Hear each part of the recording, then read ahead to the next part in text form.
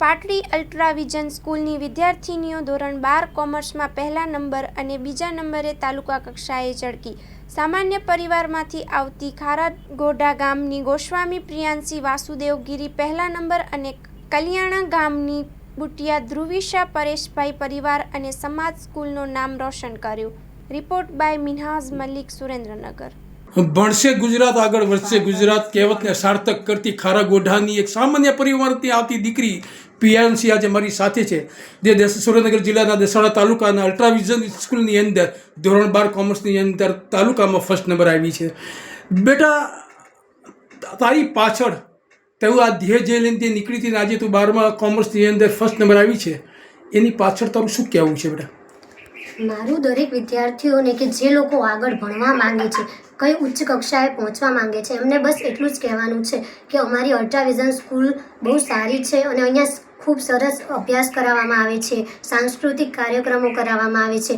દરેક વિદ્યાર્થીઓ જે આગળ ભણવા માંગે છે, લાઈફમાં કંઈક કરવા માંગે છે, એમણે અલ્ટ્રાવિઝન સ્કૂલની અંદર એડમિશન લેવું જોઈએ અને આ સ્કૂલના શિક્ષકો દ્વારા સારો સપોર્ટ કરવામાં આવે છે વિદ્યાર્થીઓને. તો હું દરેકને એવું જ કહેવા માંગીશ કે તમામ વિદ્યાર્થીઓએ આગળ અલ્ટ્રાવિઝનની અંદર જ એડમિશન લેવું જોઈએ. બેટા, હવે પછી તારી આગળ શું મહત્વ કરશે, શું કરીશ તું આગળ તારા લાઈફમાં જીવનમાં આગળ વધવા માટે? હવે તે શું નિર્ણય કર્યો છે બેટા? મેં આગળ ગવર્મેન્ટ જોબનો નિર્ણય કર્યો છે. મારે આગળ પીઓની જોબ કરવી છે બેંકમાં. એટલે હવે મારો એક જ ધ્યેય છે કે હું મારા ગોલ ઉપર ફોકસ કરીશ. બેટા, તારા મમ્મી શું કરે છે?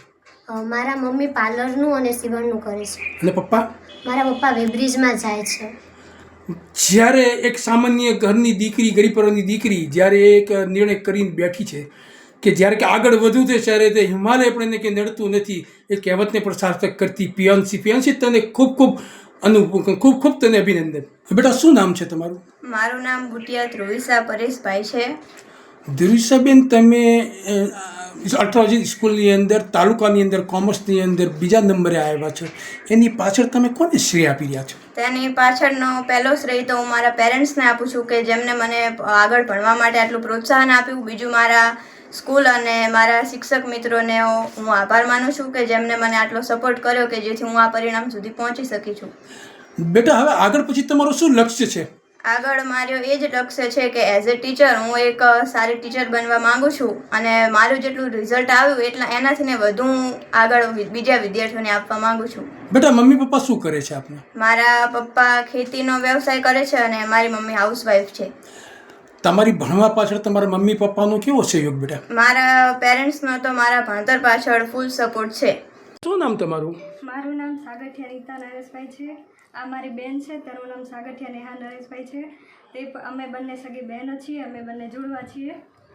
બેટા, તમે અલ્ટ્રાવિઝન સ્કૂલની અંદર એસએસસીમાં પણ બીજા ત્રીજા નંબરે આવ્યા હતા અને આજે એસએસસીમાં જ્યારે તમે આ ક્રમે જ્યારે આવી રહ્યા છો ત્યારે તમારું શું કહેવું બેટા? મારું તો કહેવું એક જ થઈ છે કે અલ્ટ્રાવિઝન સ્કૂલે મારો સપોર્ટ ઘણો કર્યો છે. હું પણ અહીંયા પહોંચી છું, જેના બદલ મારા પેરેન્ટ્સ, ટીચર્સ બધાનો ખૂબ જ સપોર્ટ છે.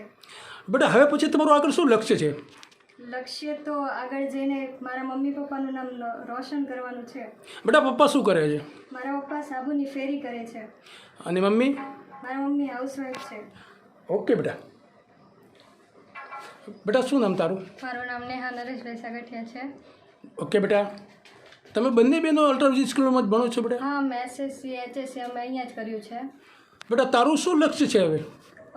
મારું તો મારા મમ્મી પપ્પાનું નામ રોશન કરવાનું, સરનું નામ રોશન કરવાનું એન્ડ સ્કૂલનું નામ રોશન કરવાનું હતું અને એ થઈ ગયું છે અને સારા પર્સન્ટાઇલે આવી ગયા છે અમારા બંને બહેનોને. તો મારા મમ્મી પપ્પાને, સરને અને સ્કૂલને થેન્ક યુ એના માટે.